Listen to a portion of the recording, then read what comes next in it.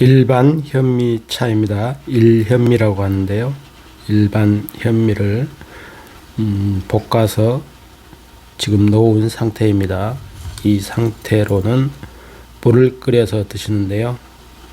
일반 현미차 물을 끓여 먹을 때 사용을 합니다. 일반 현미, 일현미라고 부릅니다. 보통 우리가 밥에 놓아 먹는 현미는 찰현미를 놓아서 밥을 해서 먹습니다. 찰기가 이 현미보다 더 강하다고 봅니다. 이렇게 생각하시면 됩니다. 이것은 일반 현미는 우리가 먹는 일반 쌀을 현미화 시킨 것이 도정을 덜 한 것이죠. 그리고 찰현미는 찹쌀을 도정을 덜 한 것이라고 이해를 하시면 됩니다.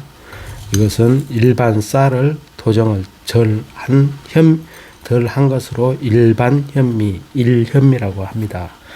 당뇨가 계신 분들은 이 일현미를 볶아서 차로 물처럼 끓여 드시면 되는데요. 이렇게 드시면 굉장히 효과가 좋다고 합니다. 이것은 의학적인 근거도 있겠지만은 저희 방앗간에 오셨던 단골분 어머님께서 직접 꾸준히 저희에게서 일현미를 볶아서 드시고 그 효능을 이야기해 주신 겁니다. 자, 주전자에 일현미를 넣습니다. 이렇게 넣어주고서 이렇게 넣어주고서 물을 끓이면 됩니다. 이렇게 해서 이제 끓어오르면 끓은 후에 식혀서 드시면 되고 따뜻하게 드셔도 됩니다. 식힌 후에 냉장고에 넣고 여름에는 시원하게 드시면 됩니다. 자, 이제 일반 현미 볶은 것을 보리차처럼 물을 끓였는데요. 불이 이렇게 끓고 있습니다. 보리차처럼 한 주전자 끓였는데, 자, 이렇게 끓인 후 한번 마셔보겠습니다. 따뜻할 때 먹는 일반 현미 맛은 어떤지 한번 보겠습니다.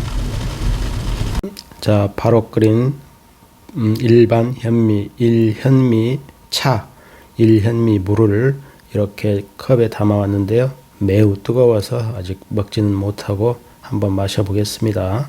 맛이 뜨겁게 먹는 일반 현미 차 맛이 어떤지 한번 보겠습니다. 우선 향이 숭늉 향이 납니다. 꼭 물을 먹는데 누룽지 숭늉을 먹는 맛이라고 보시면 되겠습니다. 물론 일현미 볶은 일현미를 얼마나 넣느냐에 따라 그 농도가 틀려지겠지만 구수하니 맛이 좋습니다.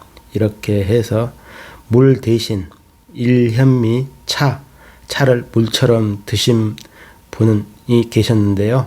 그 사모님 말씀이 당뇨가 매우 심했는데 이렇게 드시고 나서 많은 도움을 받았다고 하셨습니다.